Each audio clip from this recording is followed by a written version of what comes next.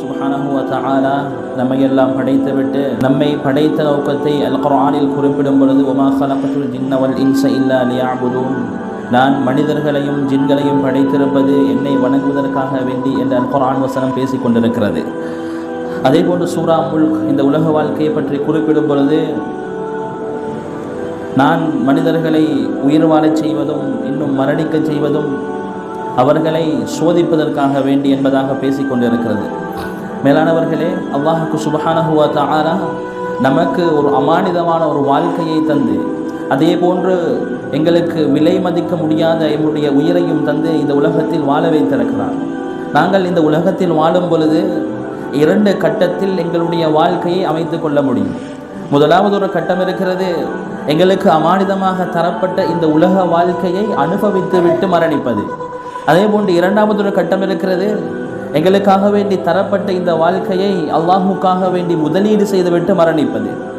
நாங்கள் விரும்பினால் இந்த உலக வாழ்க்கையை அனுபவித்து விட்டு முடித்து கொள்ளவும் முடியும். அதே போன்று எங்களுடைய வாழ்க்கையை இறைவனுக்காக அல்லாஹுக்காக வேண்டி முதலீடு செய்துவிட்டு மரணிக்கவும் முடியும். அல்லாஹு தஆலா 2 விதமான ஆப்ஷன்கள், 2 விதமான தெரிவுகளை தந்திருக்கிறான்.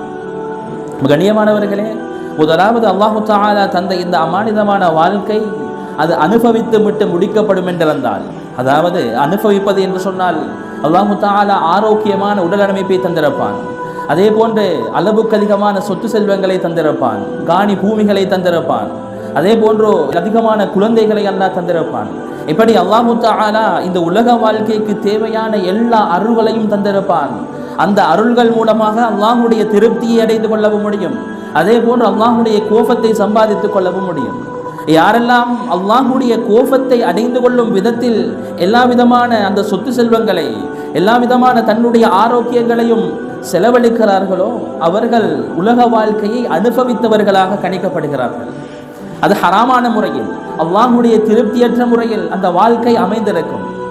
அப்படியான வாழ்க்கை அனுபவித்து விட்டு முடிப்பதாக மாறுகின்ற பொழுது முதலாவது இறைவனுடைய நினைவு மறந்துவிடும். கண்ணியமானவர்களை, நாங்கள் இன்று பார்க்கிறோம், எத்தனையோ செல்வந்தர்கள், சொத்து செல்வம் படைத்த எத்தனையோ பேர்கள் இந்த உலகத்தில் வாழ்ந்து கொண்டிருக்கிறார்கள்.